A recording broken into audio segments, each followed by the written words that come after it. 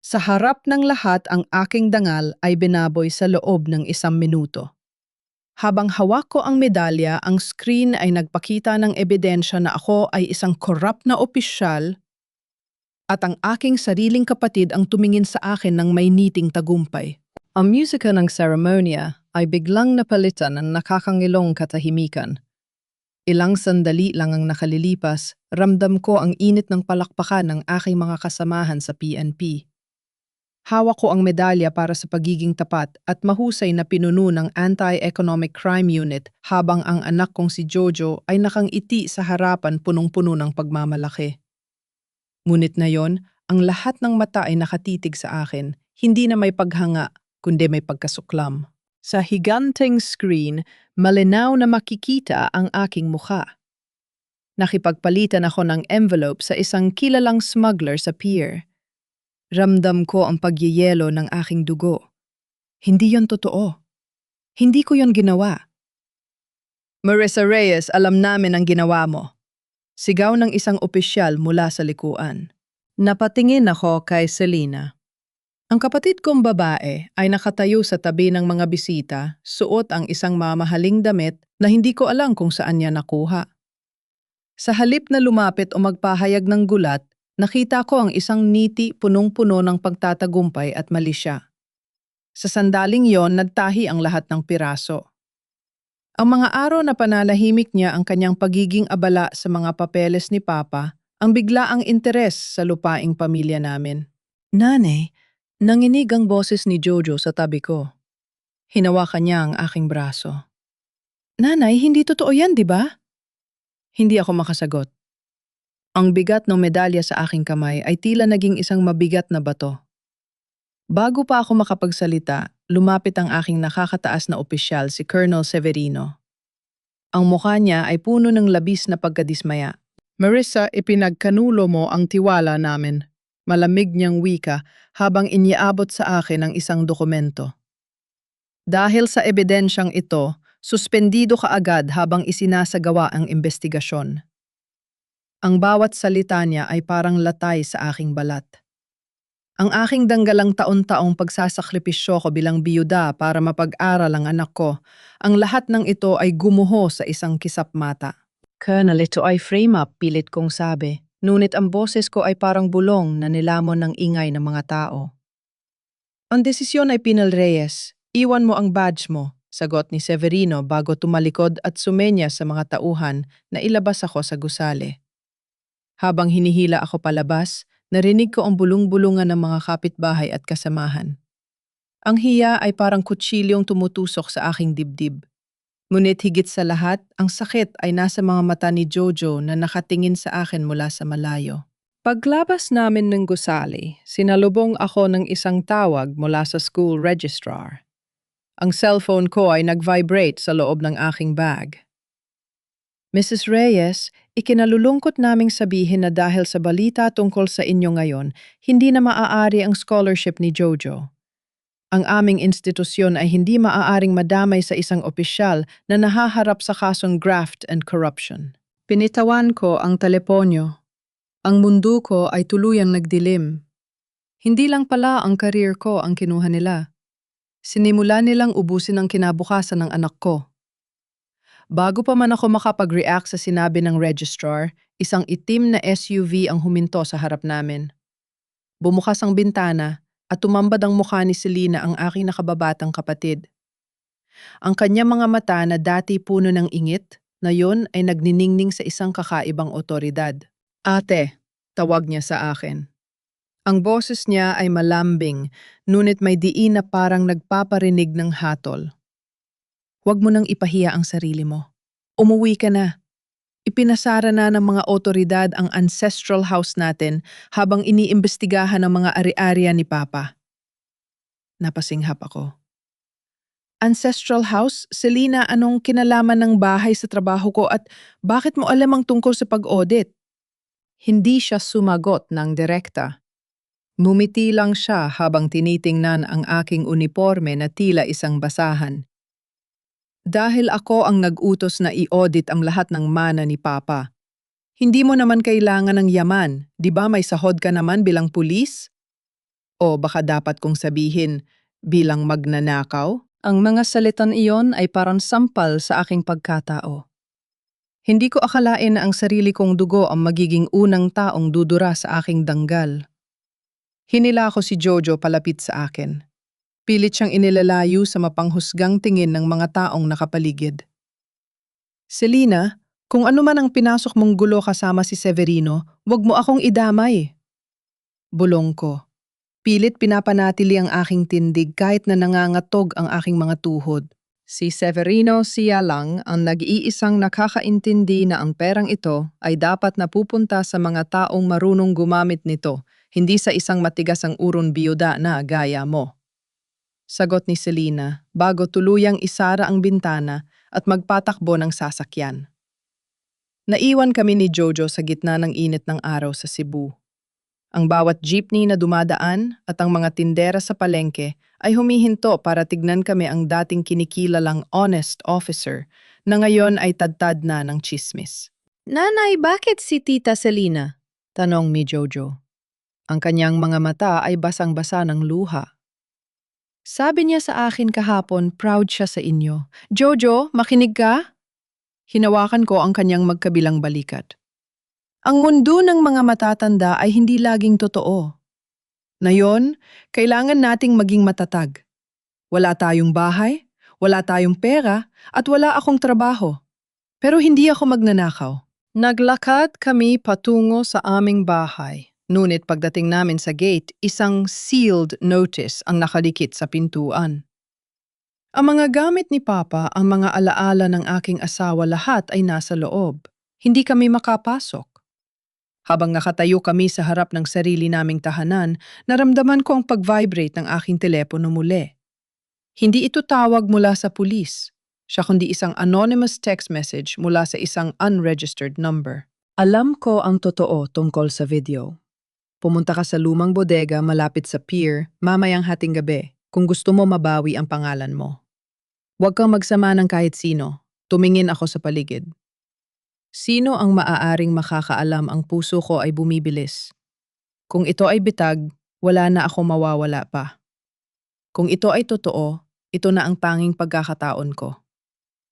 Jojo, maghintay ka sa bahay ni Aling Nena? Utos ko sa aking anak na nagtataka kung bakit biglang nagbago ang timpla ng aking muka. Saan kayo pupunta, Nay? May ayusin lang ako. Sagot ko, pilit na numingiti kahit na ang isip ko ay nasa bodega na. Alam kong mapanganib, pero ang paghihiganti at ang pagbawi sa aking dignidad ang nagpapatakbo sa aking sistema ngayon. Habang naglalakad palayo, hindi ko napansin na may isang itim na sedan na nakasunod sa akin mula sa malayo. Ang mga mata ni Severino ay nakamasid mula sa tinted na salamin, naghihintay na pumasok ako sa bitag na siya mismo ang naganda. Ang gabi sa Cebu ay puno ng ingay ng mga sasakyan at ang amoy ng dagat. Ngunit para sa akin, ang bawat anino ay tila isang banta. Ipinasok ko si Jojo sa bahay ni Aling Nena, ang aming kapitbahay, na nag-iisang naniniwalang hindi ako korap. Pagkatapos kong tiyakin na ligtas ang anak ko, dumiretso ako sa lumang bodega malapit sa pantalan. Dito sa lugar kung saan lumaki si Papa bilang isang negosyante, ang mga alaala ay bumabalik. Dito rin nagsimula ang lahat ng kasinungalingan. Pagpasok ko sa loob, sinalubong ako ng mabigat na amoy ng kalawang at nabubulok na kahoy.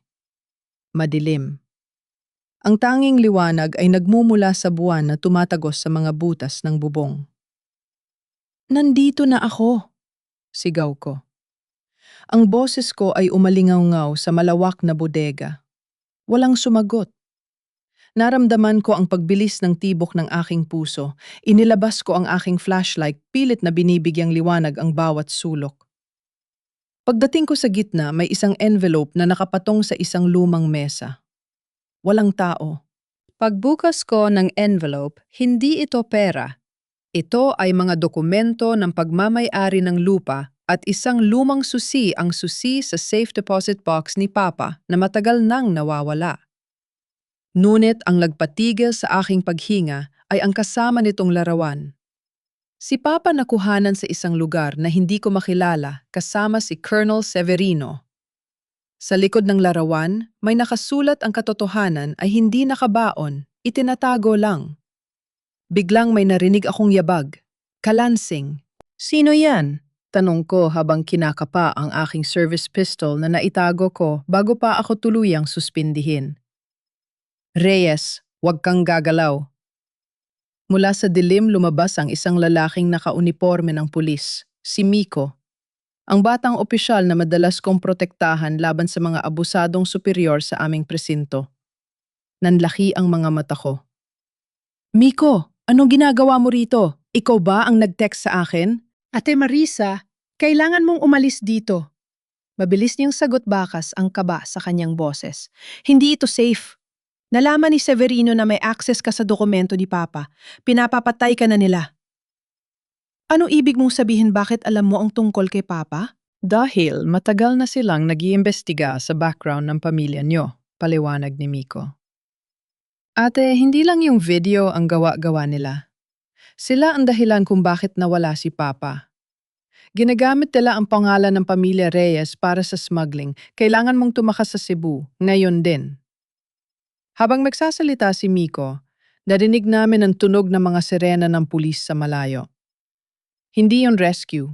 Yon ay ang mga tauhan ni Severino. Paano si Jojo? Tanong ko, ang boses ko ay nagpipigil ng luha. Ako na ang bahala sa anak mo. Ilalayo ko siya sa panganib.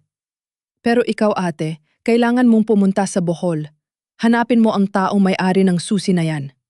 Sabi ni Miko habang itinuturo ang susi sa mesa. Siya ang tanging makakapagpatunay ng katotohanan. Bago pa ako makasagot, isang putok ng baril ang umalingaw-ngaw. Tumama ang bala sa mga kahon sa tabi namin. Pilit kaming nagkahiwalay. Tumakbo ka na, ate! Sigaw ni Miko habang humaharap sa mga paparating na tauhan ni Severino. Wala akong pagpipilian. Ang pag-iisa ko sa gabing ito ay ang simula ng aking pagbabalikwas. Habang tumatakbo ako palabas ng bodega patungo sa mga anino ng pantalan, dala ko ang susi na magbabago sa kapalaran ng pamilya ko. Ngunit habang nililingon ko ang bodega, alam kong ang buhay ko bilang Marisa Reyes, ang respetadong pulis ay tapos na. Ngayon ako na ay isang hunted fugitive. Ang bawat paghakbang ko sa madilim na eskinita ng pantalan ay parang pagtakas sa aking sariling pagkatao. Ang bawat sirena na naririnig ko sa malayo ay nagpapaalala sa akin na ang buong puwersa ng pulisya ay naghahanap na sa akin. Wala na ang uniporme, wala na ang badge, at lalong wala na ang paggalang na dati nakukuha ko. Ngayon ako ay isa na lamang anino sa gitna ng mga container van sa Cebu Port. Pagdating ko sa isang ligtas na lugar, inilabas ko ang susi na ibinigay ni Miko. Ito ay lumang tanso, may tatak na logo ng isang bangko na matagal nang nagsara.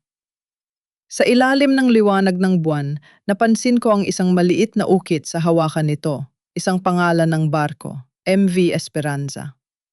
Ang barko ni Papa na sinabing lumubog 10 taon na ang nakararaan. Esperanza, pabulong kong sabi. Kamang susi na ito ay para sa isang deposit box. Bakit may ukit na pangalan ng barko?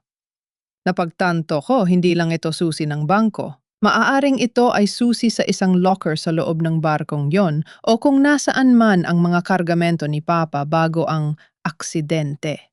Kinuha ko ang aking lumang backpack na itinago ko sa isang locker sa bus terminal bago pa maganap ang seremonya. Mabilis akong sumakay sa isang ferry patungong Bohol.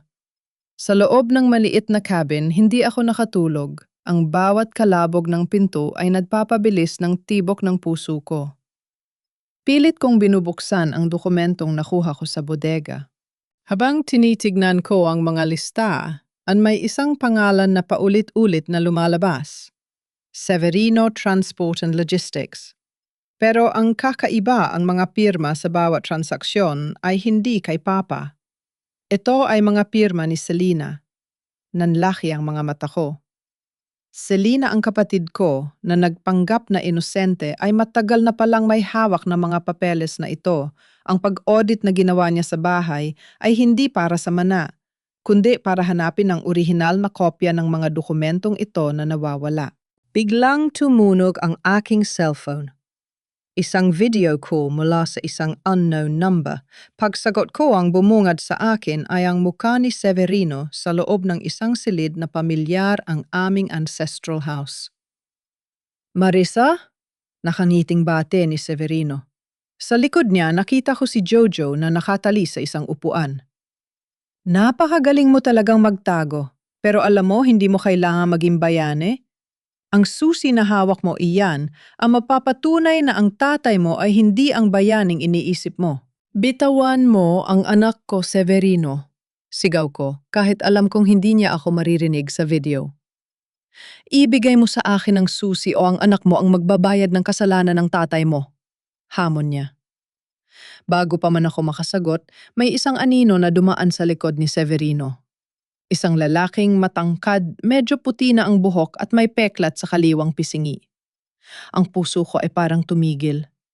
Si Papa iyon. Ngunit mabilis na humarap si Severino at ang screen ay nag-flicker hanggang sa maging itim. Ang huling nakita ko ay ang mukha ni Papa buhay, nagmamasid at tila nakatingin direkta sa kamera. Hindi siya nawala. Siya ay naroon sa loob ng mismong impyernong binuo ni Severino. Hindi na ako pwedeng umatras. Ang susi na ito ay hindi na lang para sa paglilinis ng pangalan ko. Ito ay susi para iligtas ang buhay ng tatay ko at ng anak ko. Pagdating ng ferry sa Bohol, hindi ako huminto. Dumiretso ako sa address na nakasulat sa likod ng dokumento. Isang abandonadong warehouse sa dulo ng bayan. Dito, ang susi ay hindi magbubukas ng pinto, kundi magbubukas ng isang katotohanang mas madilim pa sa gabi. Ang hangin sa Bohol ay malamig, ngunit ang pawis na bumabagsak sa aking noo ay mainit.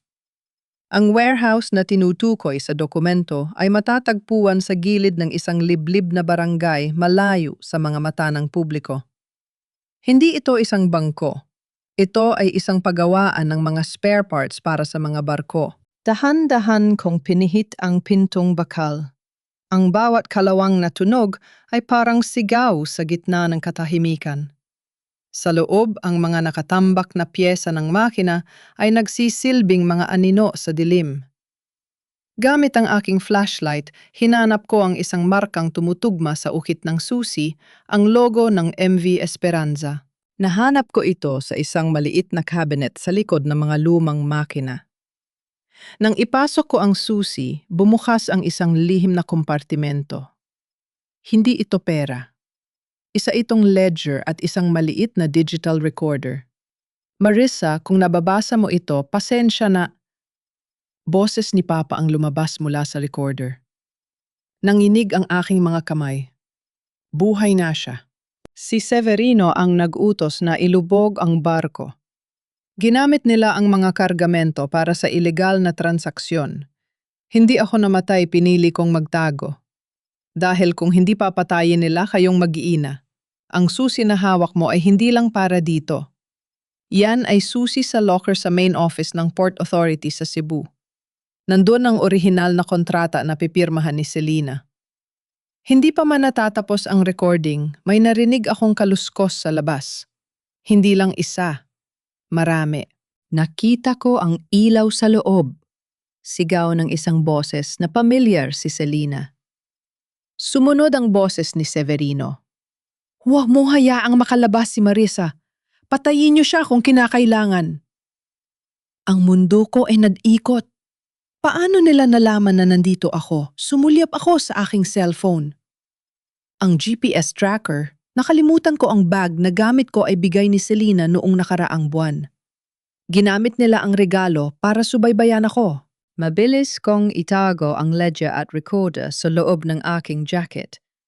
Tumalon ako sa bintana sa likuran ng warehouse sakto bago pa man sipain ng mga tauhan ni Severino ang pinto. Nasa likod siya, habulin niyo. Tumakbo ako patungo sa gubat. Ang mga sanga ng puno ay humahampas sa aking muka, ang mga tinik ay humihila sa aking damit. Hindi ko alintana ang sakit. Ang iniisip ko lang ay si Jojo. Kung mapapatay ako rito, walang makakaalam kung nasaan ang ebidensya. Habang nagtatago ako sa ilalim ng isang malaking ugat ng puno, nakita ko ang mga flashlights na naglilibot sa gubat. Ang boses ni Selena ay malapit lang. Ate, lumabas ka na? Hindi mo kayang labanan si Severino? Ibibigay ko si Jojo kung susuko ka. Sigaw niya. Ramdam ko ang pag-aatubili sa boses ni Selena. May bahagi sa akin na gustong maniwala. Pero ang boses ni Papa sa recorder ay nagpaalala sa akin si Selena ang kasabwat. Kailangan kong makabalik sa Cebu, pero hindi bilang pulis na susuko. Kailangan kong bumalik bilang isang taong may hawak ng bala na tatapos sa kanilang lahat. Gamit ang kaunting liwanag ng buwan, nakita ko ang isang lumang jeepney na nakaparada sa gilid ng kalsada, malayo sa mga naghahanap. Mabilis akong gumapang patungo roon. Ang susi ang ledger at ang katotohanan ay nasa akin na. Sa gitna ng kadiliman, habang umaandar ang makina ng jeepney palayo sa mga tauhan ni Severino, alam ko na ang susunod na hakbang ko ay hindi na pagtakas. Ito na ang simula ng aking pagbabalik. Ang pagbalik ko sa Cebu ay hindi sa pamamagitan ng mga opisyal na daanan. Nagsuot ako ng lumang jacket, tinakpan ang aking muka ng sombrero at sumakay sa isang cargo ship bilang tagapaglinis. Ang aking pagkakakilanlan bilang Marissa Reyes, ang respetadong opisyal ay tuluyan ng binura. Ngayon ako ay si Rosa, isang babaeng walang pangalan, walang nakaraan at walang mawawala. Pagdating ko sa Cebu, dumiretso ako sa palengke. Alam ko ang mga pasikot-sikot dito-dito, nagtatagpo ang mga smuggler at ang mga taong nais magtago sa batas. Kailangan ko ng impormasyon at kailangan ko ng kakampi na hindi kilala ni Severino. Pumasok ako sa isang maliit na sari-sari store na pagmamay-ari ni Aling Teresita, ang dating kumpare ni Papa. Aling Teresita, kailangan ko ng tulong, mahina akong sabi habang nakayuko. Pagtingin ng matanda sa akin, nanlaki ang kanyang mga mata. Marissa? Diyos ko, akala namin ay patay ka na. Ipinapabalita sa radyo na ikaw ang pangunahing suspect sa pagpatay sa isang witness. Frame up lahat yan, Teresita. Nasaan si Jojo? Nabalitaan mo ba? Dinalas siya ni Miko sa isang safe house sa probinsya. Huwag ka mag-alala, ligtas ang bata. Sagot niya habang mabilis na isinasara ang tindahan. Pero Marissa, hindi ka pwedeng magtagal dito.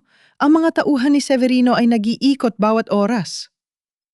Hindi ako aalis hanggat hindi ko nakukuha ang orihinal na kontrata sa Port Authority, matigas kong sagot.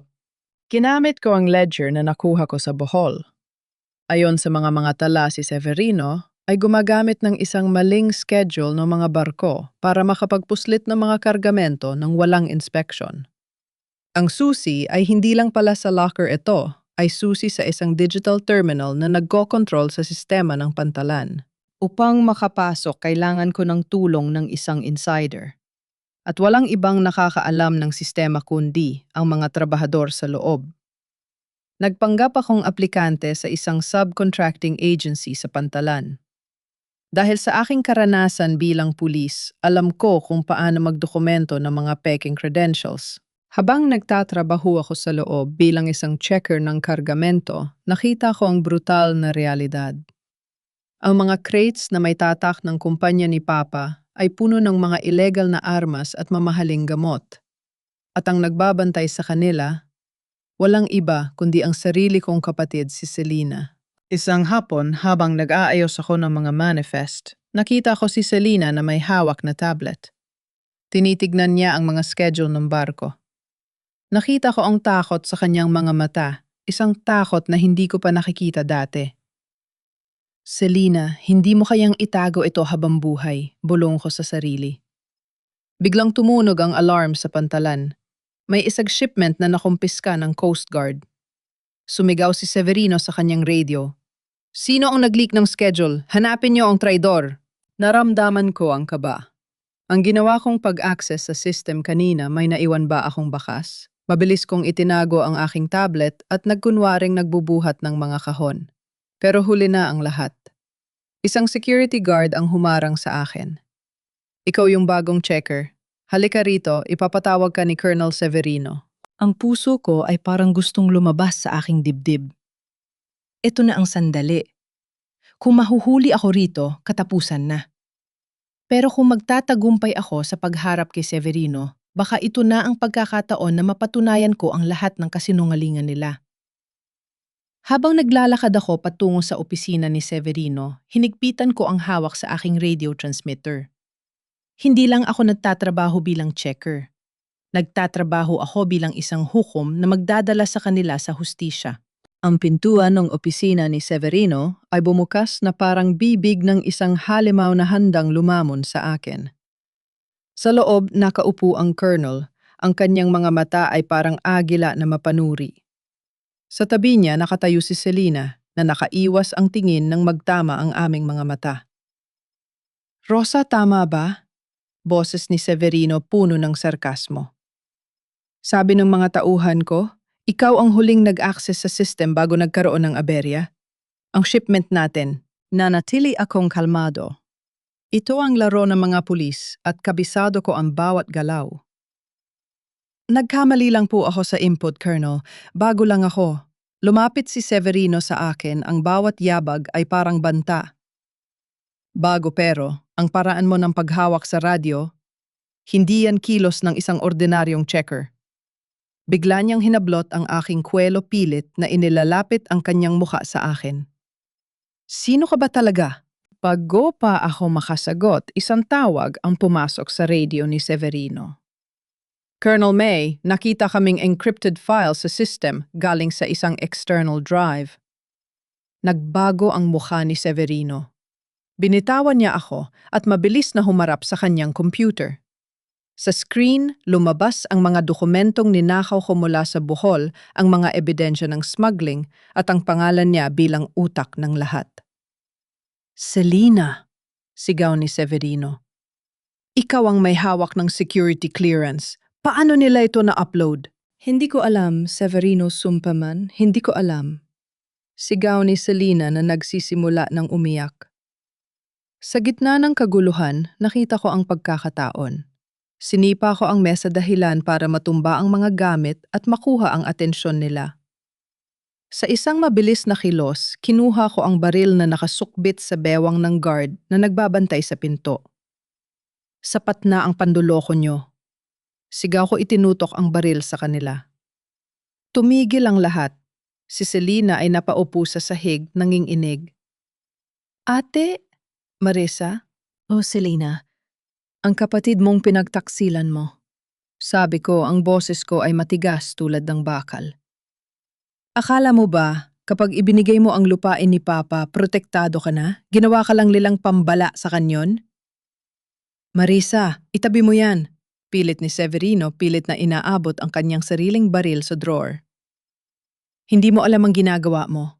Ang tatay mo buhay siya. Pero kapag pinatay mo ako, hindi mo na siya makikita kailanman." Natigilan ako.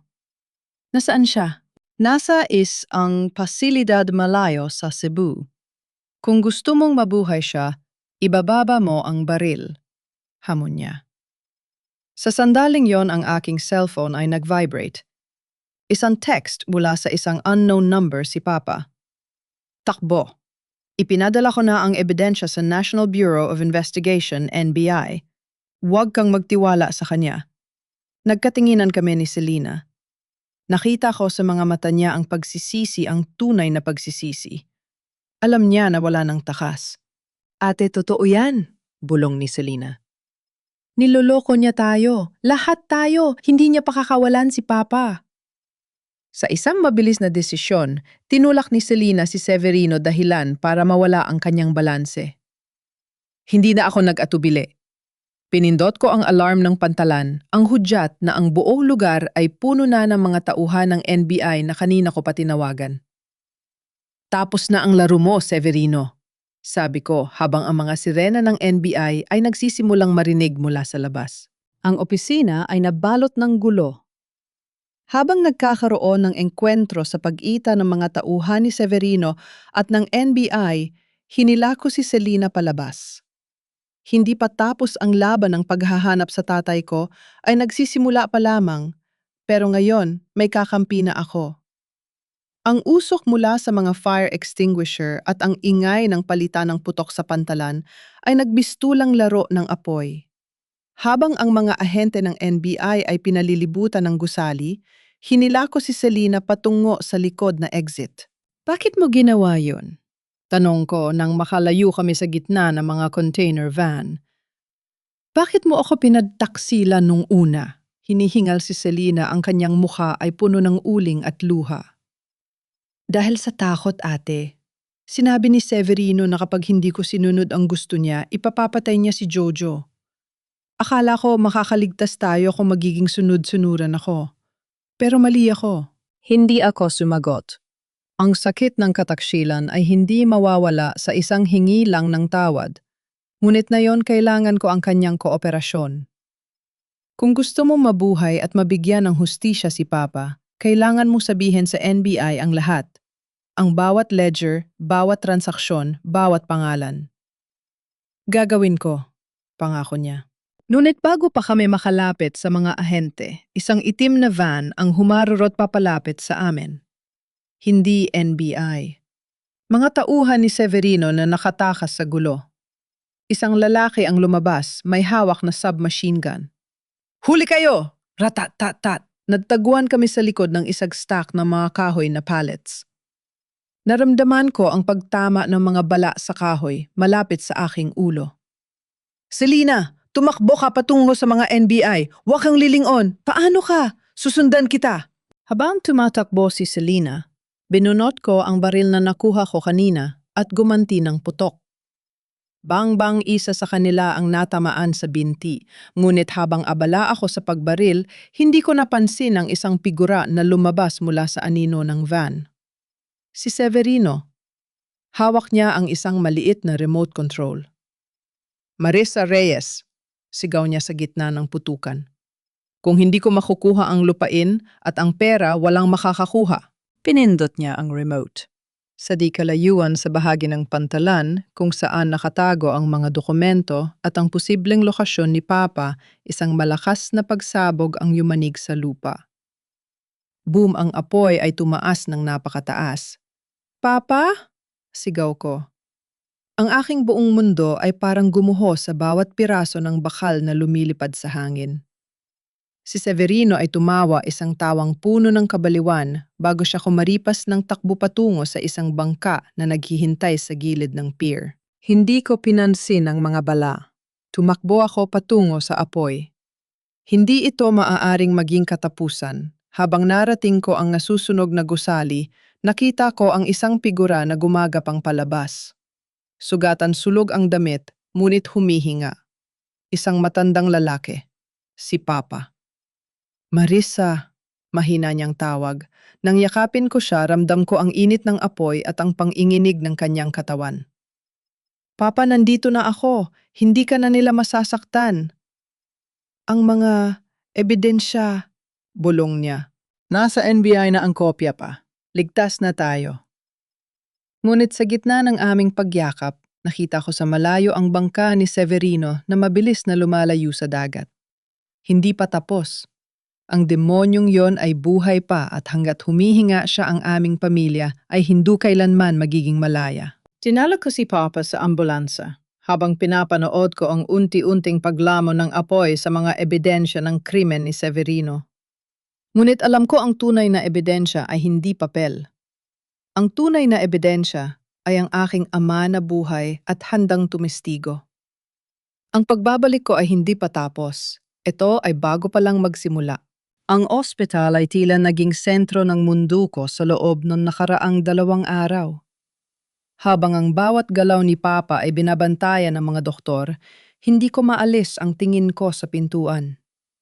Alam ko hindi titigil si Severino hanggat buhay si Papa at ang ebidensya ay nasa amin. Isang hapon pumasok ang NBI agent na si Agent Santos. Ang kanyang muka ay seryoso, walang bakas ng kahit anong emosyon. Marissa, may masama kaming balita. Na-trace namin ang bangka ni Severino sa isang abandonadong resort sa hilagang bahagi ng Cebu. Pero nang makarating kami, wala na siya. Paano? Paano siya nakalabas ng bansa? Tanong ko. Hindi siya lumabas ng bansa.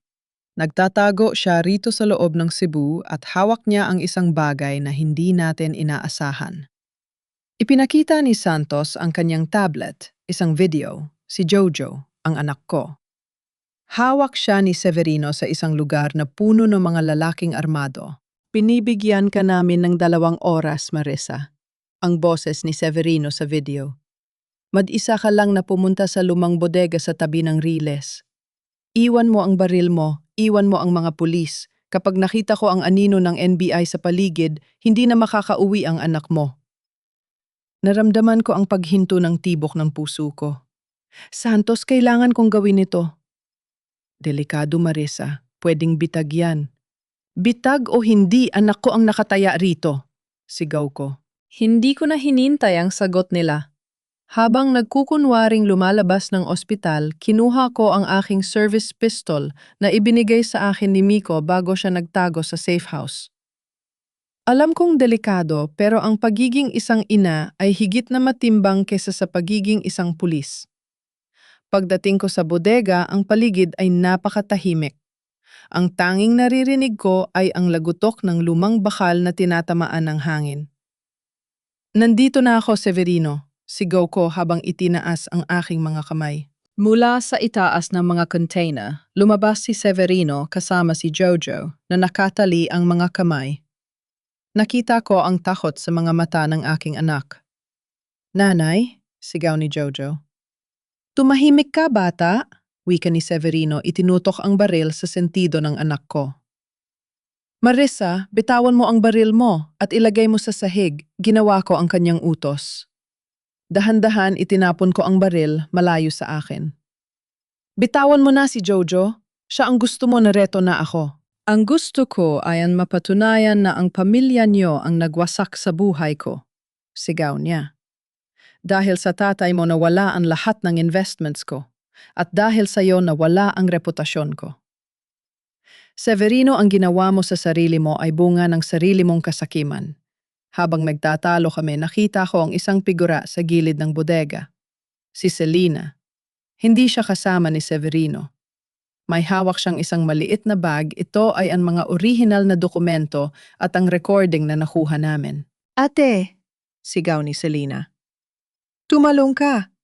Sa isang mabilis na kilos, nagpaulan ng bala si Selena sa direksyon ni Severino. Nagkagulo ang paligid. Binitawan ni Severino si Jojo at gumanti ng putok. Jojo, takbo! Sigaw ko. Tumakbo ako patungo kay Jojo. Sinalag ko siya mula sa mga bala.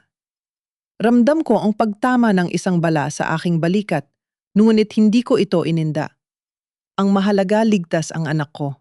Habang nakayakap ako kay Jojo, nakita ko ang isang anino na lumabas mula sa likuran ni Severino. Si Miko. Ang batang opisyal na tinuring kong kapatid, may hawak siyang posas. Tapos na ang lahat, Severino? Wika ni Miko habang tinutukan ito ng baril.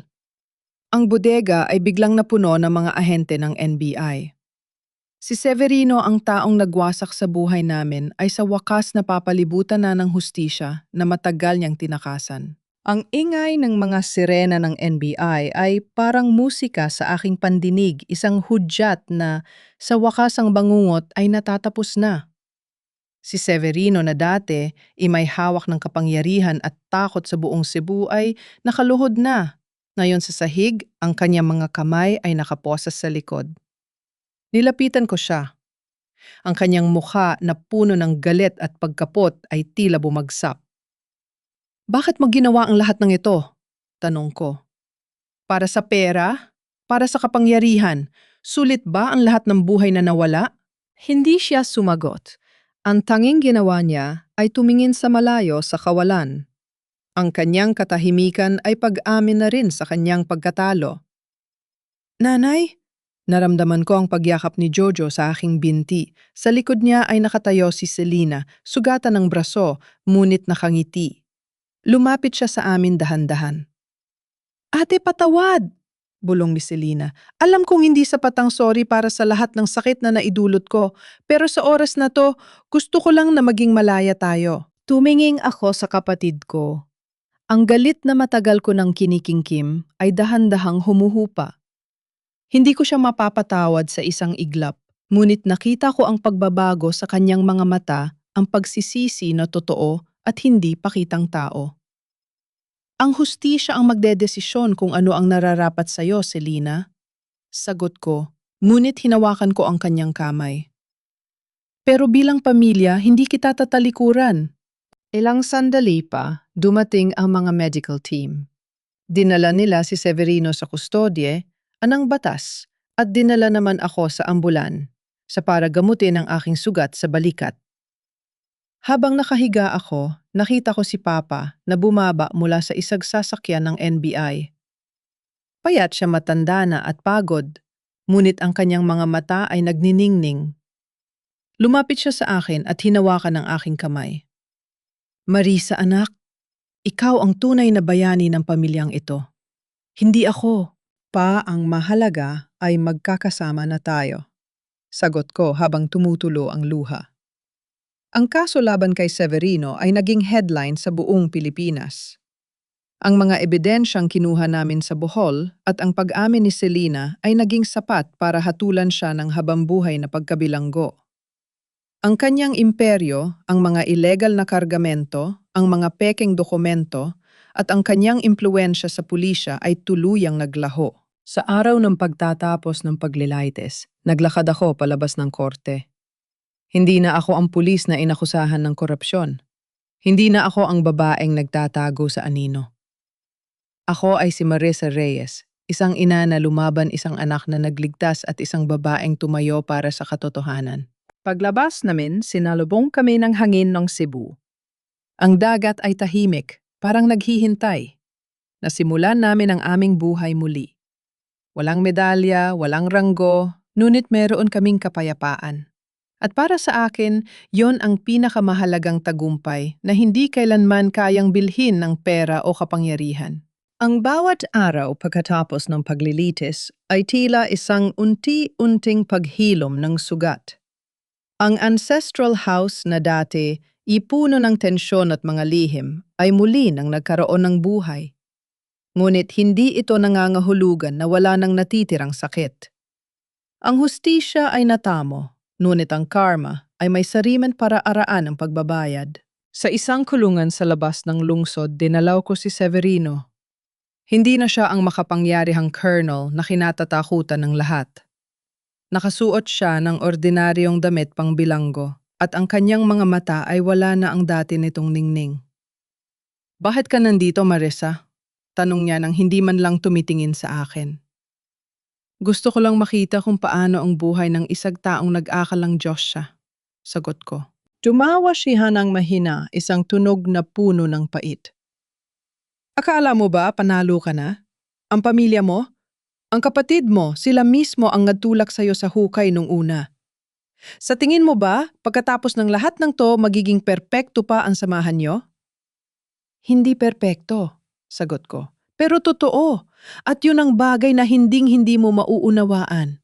Iniwan ko siya roon, sa loob ng selda na magiging mundo niya habang buhay. Sa labas ng piitan, naghihintay si Selina. Ang kanyang paglilitis ay magaganap pa lamang, ngunit dahil sa kanyang kooperasyon, inaasahan ang mas magaan na hatol. Ate, tawag niya habang papalapit ako. Sinasabi ko na sa NBI ang lahat ng kinalaman ng mga dati kong kasamahan sa bureau. Handa akong tanggapin ang parusa ko. Tumingin ako sa kanya. Nakita ko ang pagod sa kanyang mukha, ngunit may bakas ng kalmado.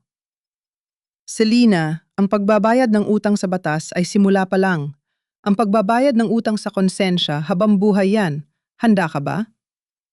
Oo ate, handa ako. Habang naglalakad kami pabalik sa sasakyan, tumawag si Papa. Marisa, may mga papeles na kailangang pirmahan para sa pagbebenta ng lupain sa Bohol.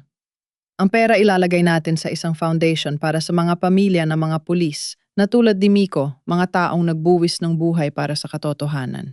Napangiti ako. Ang lupain na dati pinag-awayan namin ng lupa na nagdulot ng kasakiman ay magiging mitsa ng pag-asa para sa iba. Ang karma ni Severino ay hindi lang ang kanyang pagkakulong, kundi ang pagkakita sa kanyang imperyo na ginamit para sa kabutihan ng mga taong dati niyang niyurakan. Pag-uwi namin, sinalubong kami ni Jojo na naglalaro sa garden. Ang bata na dati nakaranas ng matinding takot na yon ay muling nakatawa. Nakita ko ang refleksyon ng asawa ko sa kanyang mga mata isang kinabukasan na walang halong kasinungalingan. Gabi na nang maupo kami ni Papa sa veranda. Pinapanood namin ang mga bituin sa langit ng Cebu. Marisa, sa tingin mo sapat na ba ang lahat? Tanong ni Papa. Ang hustisya ay hindi kailanman sapat para ibalik ang mga nawala. Sagot ko habang hinahawakan ang kanyang kamay. Pero sapat na ito para matulog tayo ng mahimbing sa gabi. At sa mundong ito yun na ang pinakamalaking biyaya.